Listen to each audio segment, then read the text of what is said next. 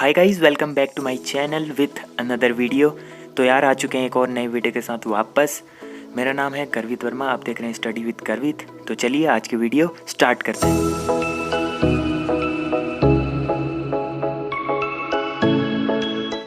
तो यार कल तक हमारे 16 यूनिट कंप्लीट हो चुके हैं। ठीक है, 16 यूनिट हमने कंप्लीट कर दिया है। आज हमारा 70वां यूनिट है।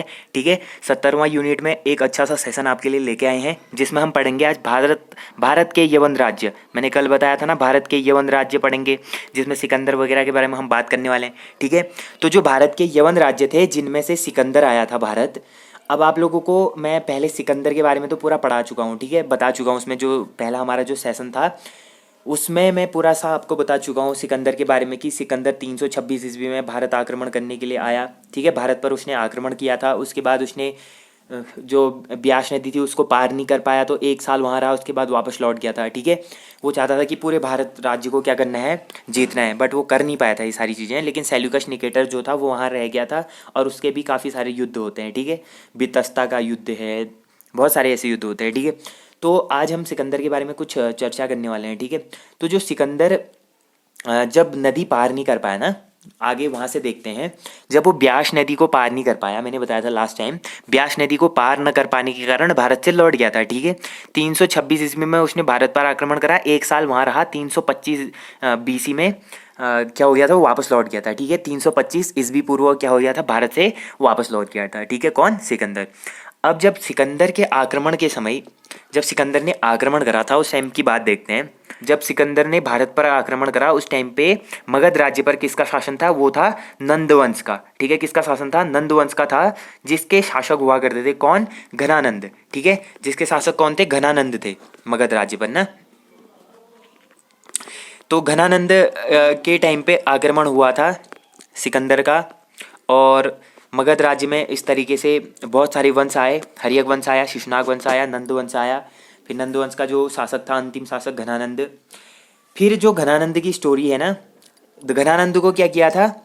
सेल्यूकस निकेटर ने सेल्यूकस निकेटर ने नहीं, घनानंद ने क्या कर दिया था, जो चाणक्य थे उसको अपने दरबार से मतलब बेइज्जती करके भगा दिया था।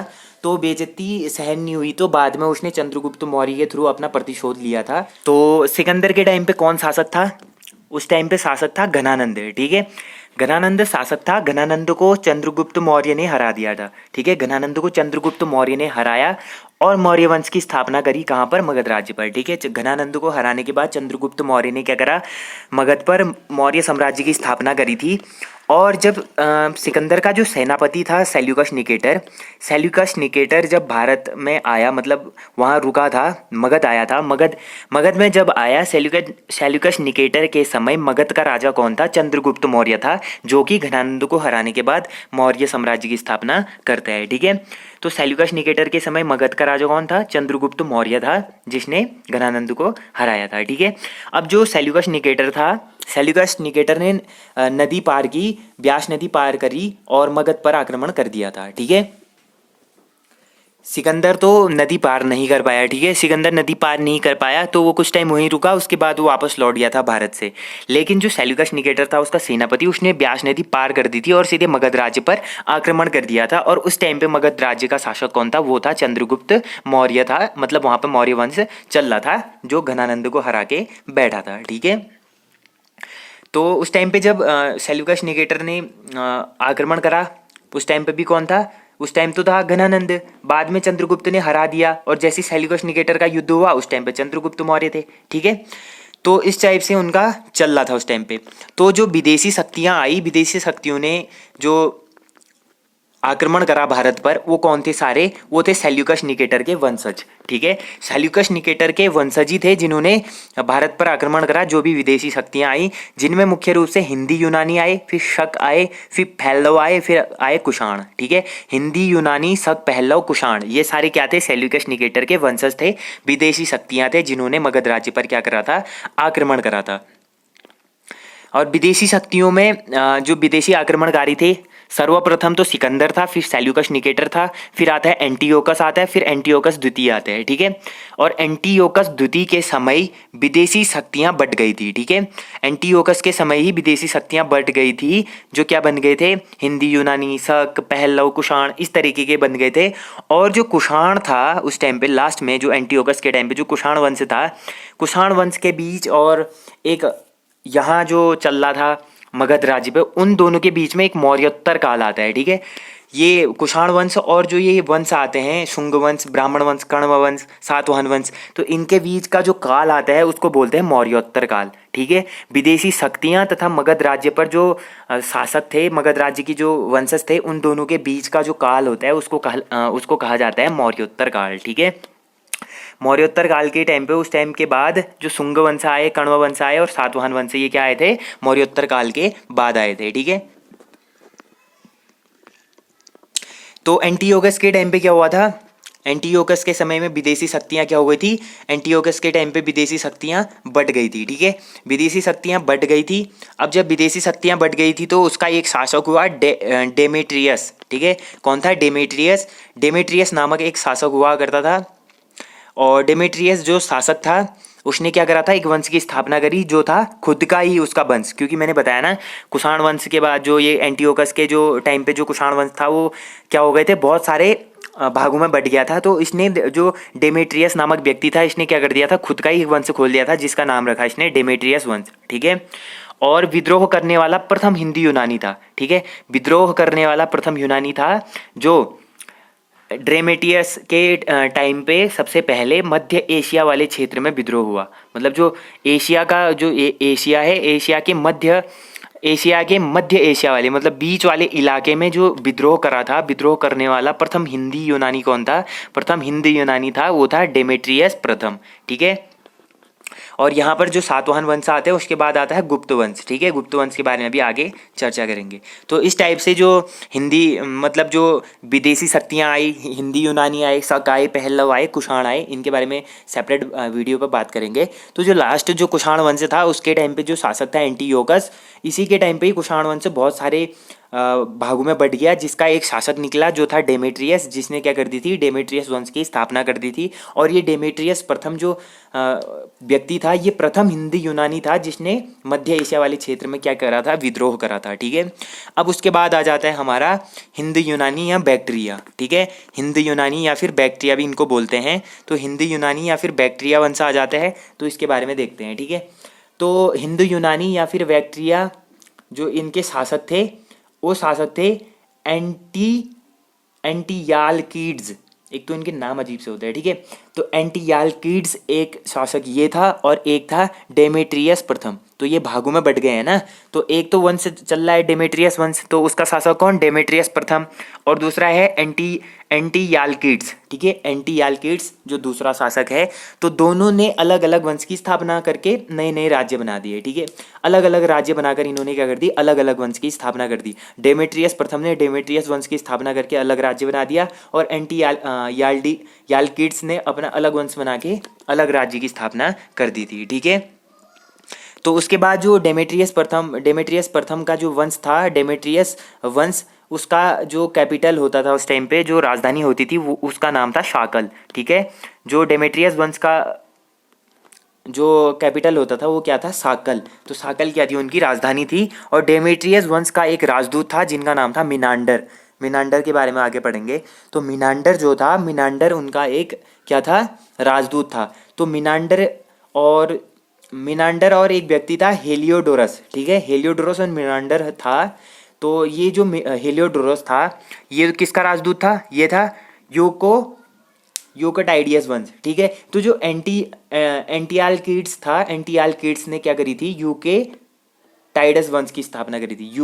यूक्रेटाइडस मतलब यूक्रेटाइडस वंश की स्थापना करी थी। किसने, ये करी थी एंटियालकीड्स ने। और डेमेट्रियस प्रथम ने क्या करी, डेमेट्रियस वंश की स्थापना करी। मतलब दो शासक ने, दोनों ने अलग अलग वंश की स्थापना करी। एक ने डेमेट्रियस वंश की, एक ने यूकेटाइडस वंश की स्थापना करी। तो यूकेटाइडस का जो राजदूत होता था वो था हेलियोडोरस, और डेमेट्रियस वंश का जो था वो था मिनांडर, ठीक है। ये अलग अलग इनके थे।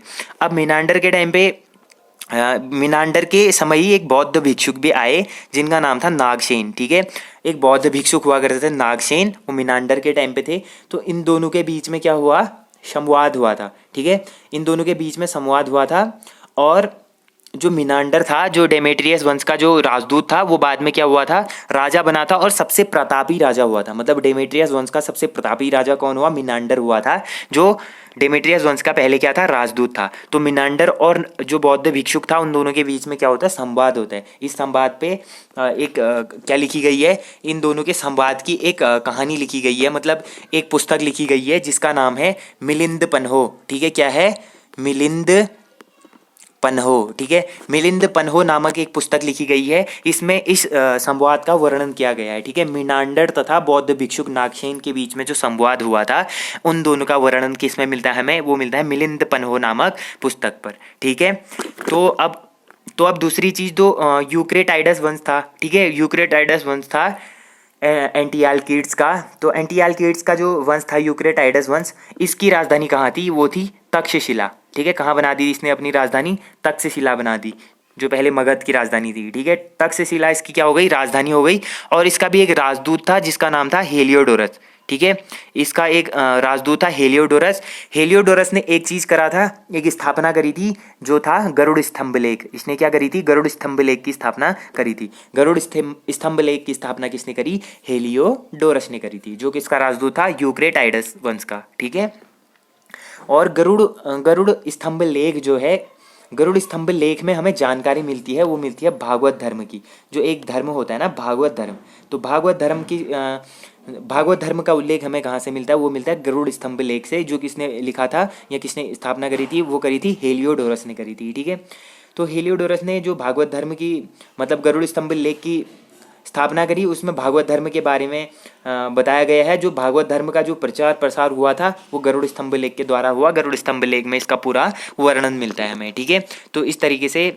और जो मिनांडर जो था, डेमेट्रियस वंश का जो राजदूत था मिनांडर, और नागसेन था बौद्ध भिक्षुक, इन दोनों के बीच में जो संवाद हुई, जो बातचीत हुई, वार्तालाप हुई, उसका जो हमें वर्णन मिलता है, वो कहाँ मिलता है, मिलिंद पन्हो नामक पुस्तक पर मिलता है। ठीक है, मिलिंद पन्हो नामक एक पुस्तक है, उस पर क्या मिलता है हमें, इन दोनों के बीच का जो संवाद होता है। ठीक है, अब जो आगे को हिंदू यूनानी आए थे, हिंदू यूनानी ने क्या करे थे, मुख्य रूप से मगध राज्य पर सोने के सिक्कों की शुरुआत करी थी। ठीक है, हिंदू यूनानी आए थे, जो हिंदू यूनानी ने मगध राज्य पर क्या कर दिए थे, सोने के सिक्कों की शुरुआत कर दी थी। और सोने के सिक्कों पर क्या करते थे, वो सिक्कों पर लेख लिखा जाता था। ठीक है, लिखे हुए सिक्के थे पहले। तो मतलब कभी ऐसा होता था ना, जो बहुत पुराने टाइम पे जो सिक्के चलते थे वो नॉर्मल थे, बाद में किसी की छवि अंकन कर देते थे। मतलब पहले शिव पार्वती का शिव पार्वती, शिव और जो नंदी था, उनका जो अंकन होता था एक साथ मुद्राओं पर।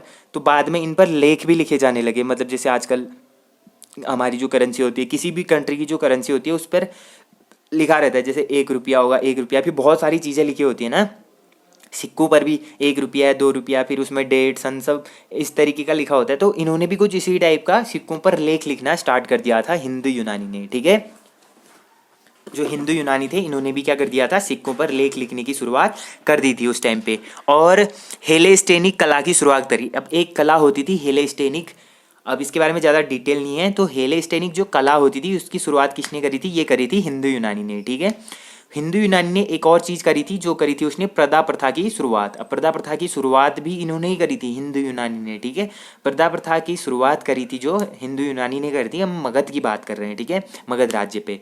तो हिंदू यूनानी ने मगध राज्य पर क्या कर दिया था, प्रदा प्रथा की शुरुआत कर दी थी। और जिसको क्या कहते थे ये लोग, यवनिक कहते थे। ठीक है, क्या कहते थे, यवनिक। ठीक है, क्योंकि ये यवन थे ना, यवन राज्य के थे हिंदू यूनानी। तो उसको जो प्रथा प्रथा जो इस्तेमाल होता था उस टाइम पे, उसको यवनिक कहते थे।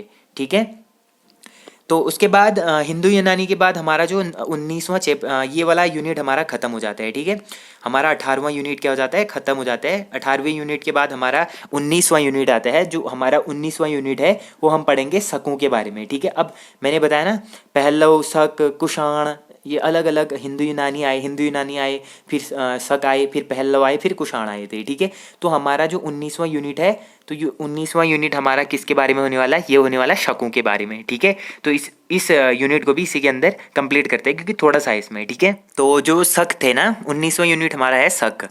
ये भी सारे क्या हैं, विदेशी शक्तियाँ हैं, ठीक है, विदेशी शक्तियाँ हैं जो भारत पर आए थे, आक्रमण करे थे। तो जो शक थे, शक भारत में आए कैसे थे, ठीक है, इनकी हिस्ट्री जानते हैं एक बार। तो जो शक लोग थे ना, वो आए थे चारागाह की खोज में। मतलब ये जो शक लोग होते थे, ये थे मतलब भेड़ पालक, या फिर बोल सकते हो जानवर, जो जानवर पालते हैं ना, जानवरों को चराते हैं जंगलों में और अपना प्रवास ऐसे ही करते हैं। मतलब आज इन्होंने एक बुग्याल टाइप का या फिर ऐसी कोई जगह ढूंढी, वहाँ पर ये मतलब जानवरों को बैठाएंगे, अपना भी वहीं पर मतलब टेंट वेंट झोपड़ी वोपड़ी बना के रहने लगते हैं। कुछ टाइम वहाँ रहेंगे, जैसे ही वहाँ से मानसून खत्म होता है, वहाँ का जो वातावरण चेंज होने लगता है, वहाँ घास वगैरह जानवरों के खाने पीने की जो चीज़ें होती है वो ख़त्म होने लगती है, तो फिर ये अपना क्या करते हैं, प्रवास को स्थानांतरित कर देते हैं दूसरी जगह। तो ऐसे ही चरवाहे थे, मतलब गाय बकरियों को, जानवरों को चराने के लिए एक जगह से दूसरे जगह अपना प्रवास करते रहते थे, स्थानांतरित करते रहते थे। तो ऐसे करते करते ये लोग जो थे, ये थे मतलब मतलब चारागाह की खोज में क्या कर रहे थे, भारत आए थे। मतलब ऐसे ही अपना ऋतु के साथ अपना जो प्रवास था वो चेंज करते करते करते ये भारत पहुंच गए थे। इस तरीके से भारत आए थे, ठीक है। और ये कहाँ के रहने वाले थे, जो शक थे ना, बेसिकली जो शक थे वो थे सीरिया के उत्तर में निवास करने वाली एक जाति थी, ठीक है। सीरिया जो देश है ना, सीरिया जो देश है उसके उत्तर वाले क्षेत्र में जो निवास करती थी, जो जाति निवास करती थी, वो थी शक, ठीक है, सीरिया के उत्तर में। तो ये चारागाह की खोज करते करते भारत पहुंचे और गोलन दर्रा से आए थे। अब भारत में किस दर्रे से एंटर करे थे इन्होंने, जो दर्रा हुआ करता था गोलन, ठीक है, गोलन दर्रा हुआ करता था, उस दर्रे से इन्होंने क्या करा था, गोलन दर्रा से इन्होंने क्या करा था, भारत में एंटर करा था, ठीक है। भारत में एंटर कौन से दर्रे से करा था, वो करा था गोलन दर्रे से, ठीक है। तो जो शक लोग थे भारत में आते ही बट गए। अब भारत में तो आए, भारत में आते ही क्या हो गए, ये बट गए। मतलब अब आए, अब इतने सारे लोग आए एक साथ की, मतलब एक जगह तो रह नहीं सकते, क्योंकि इनके सबके सब लोगों के क्या थे, अपने अपने जानवर थे, तो इतने जानवरों को एक साथ रहना वो करना तो नहीं हो पाता। तो ये लोग बट गए, कोई कहीं हिस्से में चले गया, कोई कहीं हिस्से में, क्योंकि भारत इतना बड़ा था तो ये जंगलों में रहने लगे। कोई कहीं के जंगलों में चले गया, कोई कहीं के जंगलों में चले गया। तो ये ऐसे ही करते करते भारत में आते ही अपने अपने वंश को, अपने जो जाति को 5 हिस्सों में बांट देते। मतलब 5 हिस्सों में, 5 शाखाओं में ये क्या हो जाते हैं, शक लोग बट जाते हैं, ठीक है। तो भारत में आते ही 5 हिस्सों में बढ़ जाते हैं, जिनमें क्या होता है कि 5 शाखाओं में बढ़ने के कारण अफगानिस्तान में क्षत्रप, ठीक है, अफगानिस्तान में जो शक आए थे, उनमें जो पहला शक था, जो पहला शक राजा था वो था मो, ठीक है। कौन था, मो नामक शक आया था, पहला अफगानिस्तान में आया। एक शक आया अफगानिस्तान में, और जो भारत में शक आए उनको बोला जाता था क्षत्रप। क्या बोला गया उनको, क्षत्रप, ठीक है। क्षत्रप जो आए, जो भारत में जो रुके, जो भारत में आए, जो अभी का भारत है, जो भारत में आए उनको क्षत्रप कहा गया। और जो अफगानिस्तान में रुके उनको उनमें जो एक राजा आया था उनको बोला गया मो, ठीक है, उनको क्या बोला गया, मो।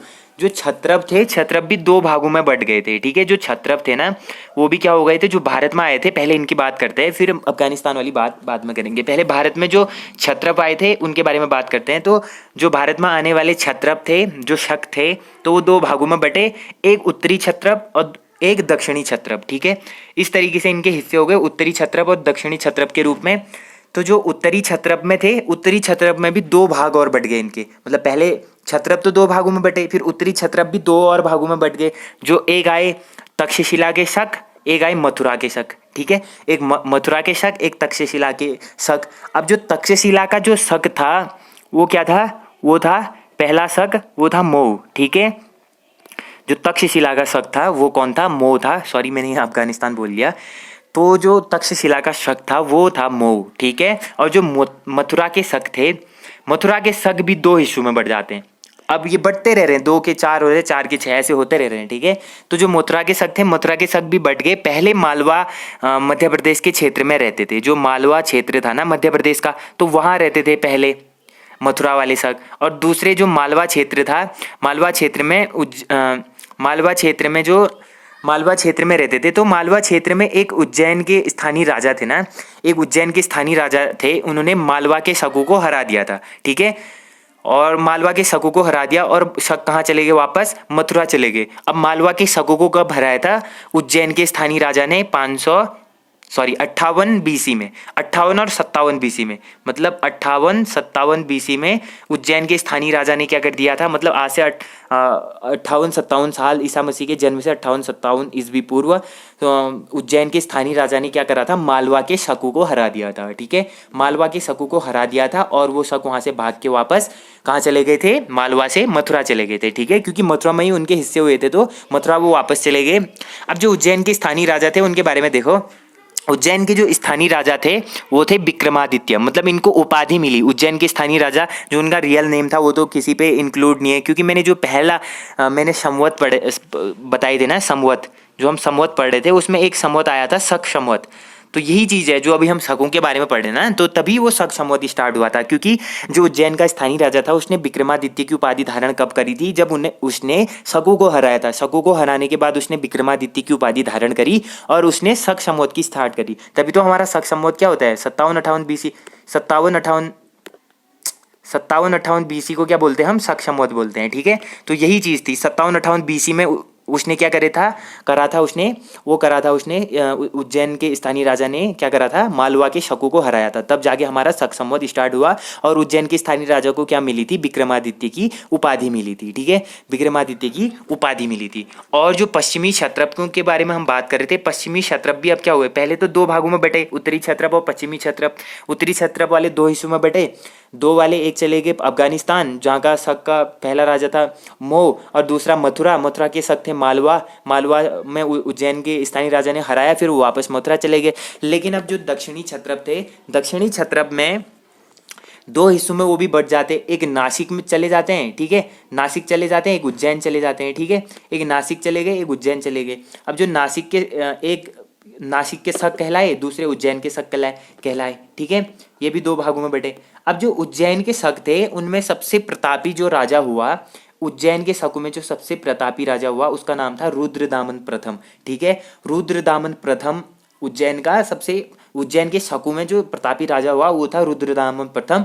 और रुद्रदामन प्रथम का एक अभिलेख है, जो जूनागढ़ का अभिलेख है ना, वो रुद्रदामन प्रथम का है। अब पूरी हिस्ट्री समझ में आ रही होगी ना, आपने जूनागढ़ अभिलेख के बारे में पहले पढ़ चुके होंगे जब हमने अभिलेखों के बारे में बात करी थी। तो जूनागढ़ अभिलेख आपने पहले पढ़ लिया था, लेकिन अब पूरी स्टोरी नहीं पता थी। अब जूनागढ़ अभिलेख किसने लिखा था, किसने बनाया था, वो बनाया था उज्जैन का जो शक था, शकों का जो प्रतापी राजा था रुद्रदामन प्रथम। अब पूरी हिस्ट्री पता चल गई, रुद्रदामन कौन था, उज्जैन का शक था। अब उज्जैन के शक कहाँ से आए, पश्चिमी क्षत्रपों से आए। और पश्चिमी क्षत्रप कौन थे, वो आए थे भारत के शक।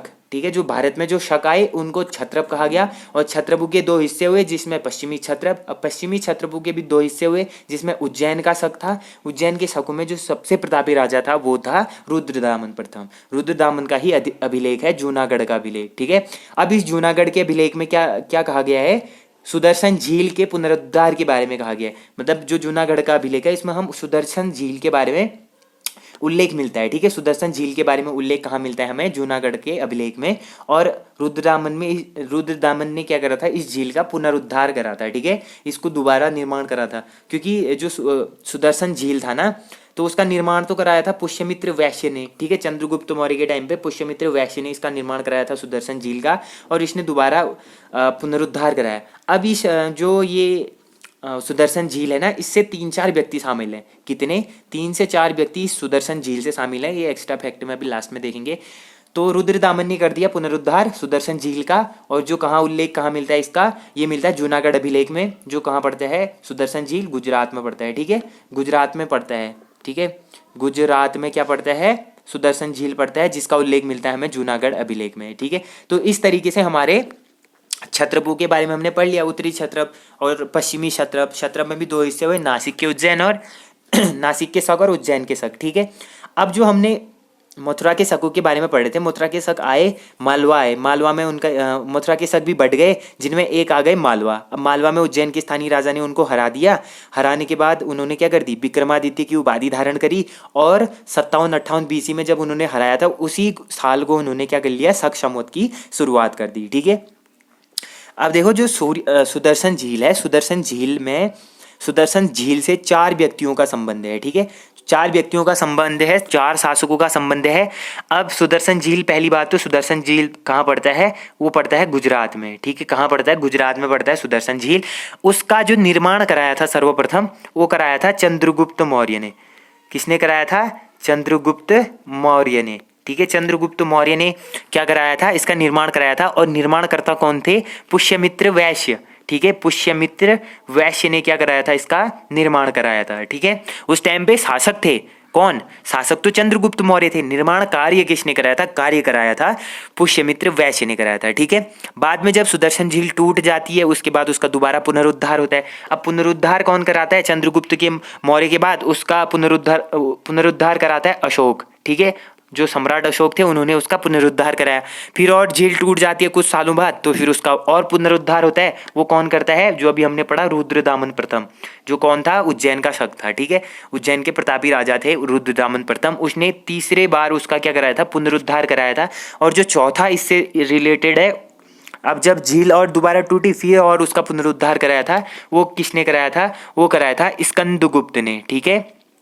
स्कंदगुप्त ने क्या कराया था, इसका पुनरुद्धार कराया। और आप लोगों से एक आज का एक क्वेश्चन है, अभी स्कंदगुप्त का नाम है तो इसीलिए पूछ रहा हूँ। आप लोगों को पता होगा क्या बोलते हैं, नेपोलियन के बारे में, ठीक है। नेपोलियन के बारे में पता होगा, तो नेपोलियन कौन था, ये पूरी हिस्ट्री पता होगी इसके बारे में। तो मेरा क्वेश्चन ये है कि भारत का नेपोलियन किसे कहा जाता है, ठीक है। भारत का नेपोलियन किस व्यक्ति को कहा जाता है, ये नीचे कमेंट में बताओ, ठीक है। अगर ये वीडियो यहाँ तक अगर देख ली है तो कमेंट में बताना कि भारत का नेपोलियन किस व्यक्ति को कहा जाता है, ठीक है। चलो, तो 4 व्यक्तियों का संबंध किससे हो गया, सुदर्शन झील से हो गया, ठीक है।